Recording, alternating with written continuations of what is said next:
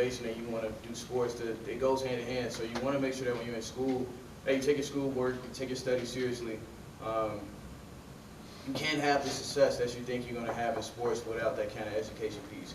A lot of our young athletes, especially our athletes of color, once they get into the sport realm or into the world of sport, they sometimes are not capable of making the decisions that they need in their career to handle their finances, to make right choices and things like that, because they're lacking some of those certain education, those mentor pieces, the things that they needed to make the decisions for their career.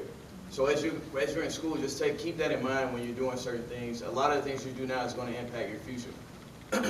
So make sure that when you're here, you're working hard. You're doing what you're supposed to do. You listen to your teachers, you listen to your counselors, and you're taking it all seriously. All that stuff is going to come into play later on when you get out into the real world. And I have a daughter that she has age is 13. And I tell her the same stuff all the time. You know, she wants to go around the house and do TikTok dances, and you know, she wants to, you know, listen to like Billie Eilish or whatever the latest music out that she's into. And sometimes her study slacks off because she's so into that, but she's not really taking her schoolwork seriously. And it's not like she's flunking or failing or anything like that. It's just that those things get so overwhelming for her that she's just so into that she's falling off on her schoolwork. And I just have to remind her that, you know, all that stuff isn't going anywhere. Entertainment, video games, it's not going anywhere. But your education will, because you'll end up getting left behind and things like that because you're not taking it seriously. So just keep that in mind. Just make sure that you're taking your school studies and all that stuff seriously, so that maybe you can be the one that comes up with the next TikTok, you know, the next Instagram, the next Facebook, the next whatever. You know, those people, even like Mark was saying,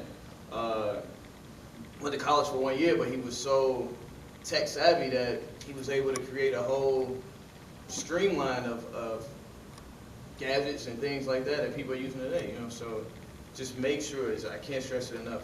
Because if I would have applied more of my time while I was in school versus just always applying what I was doing on the field or on a baseball diamond or whatever sport I was playing at the time, I would have applied more into my school.